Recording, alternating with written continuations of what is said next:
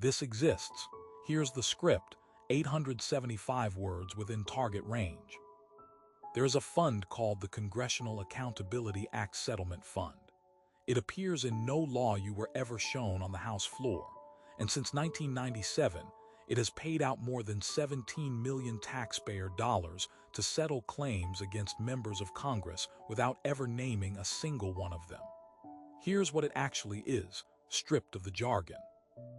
When a congressional employee accuses a member of Congress of harassment, discrimination, retaliation, the claim doesn't get settled by that member's office, out of that member's budget.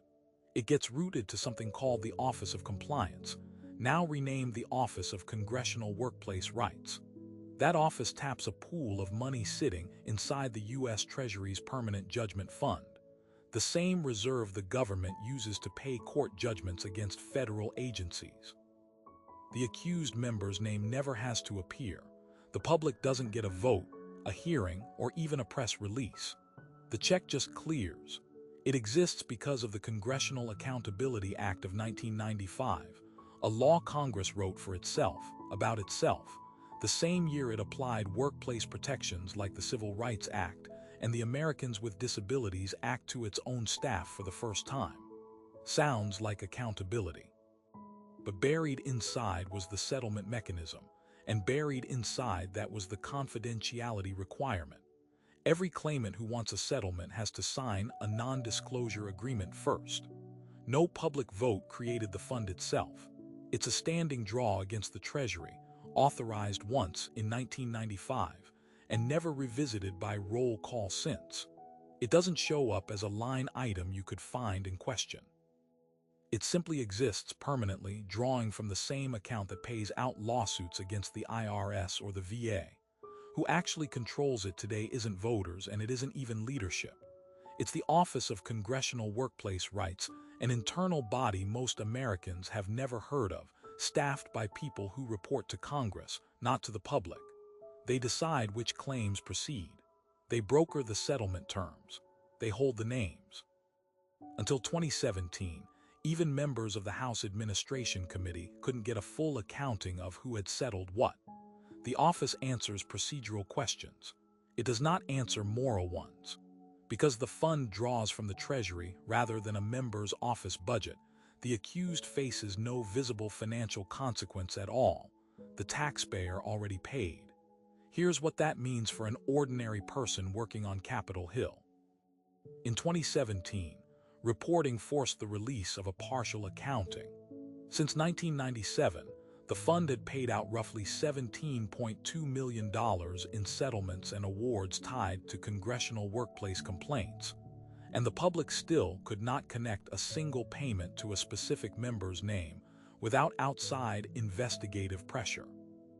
One case, later confirmed involving a sitting representative, showed a staffer's harassment claim settled for $84,000 taxpayer dollars, kept quiet for years until journalists forced it into the open. That's not a hypothetical. That's the system working exactly as designed. And remember, no one voted for this.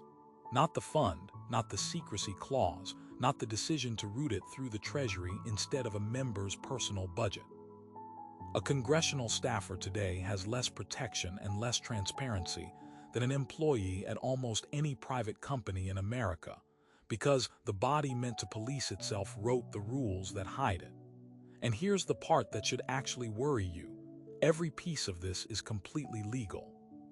Congress exempted itself from many transparency laws it wrote for the rest of the federal government, and it structured the settlement fund so that undoing it would require the very people it protects to vote against their own cover. No outside court can order Congress to repeal its own internal compliance statute. The Constitution's speech or debate clause shields how members conduct legislative business, and courts have consistently declined to second-guess it. A public that never voted the fund into existence has no lever to vote it out. Reforms passed in 2018 added some reporting, but the core mechanism, Treasury money, NDA required, name optional, survived untouched. Once you see this fund, you start seeing the pattern everywhere. Every branch of government has quietly carved out a version of the same trick, a mechanism written by the institution, for the institution, insulated from the vote that would normally check it. The judiciary has its own internal discipline system that almost never becomes public. Federal agencies settled discrimination claims through similar Treasury channels. None of it required a headline-grabbing law. Each one was built the same way, through an internal rule, a confidentiality clause, and a funding source nobody watches. The Slush Fund isn't the exception inside Congress. It's the template every self-governing institution in Washington reaches for the moment it realizes no one is required to stop it. So the question isn't how much taxpayer money has quietly settled congressional misconduct since 1997. The question is how many other funds like this one exist right now, inside agencies you've never scrutinized, protected by the same silence, and whether you would ever be allowed to find out.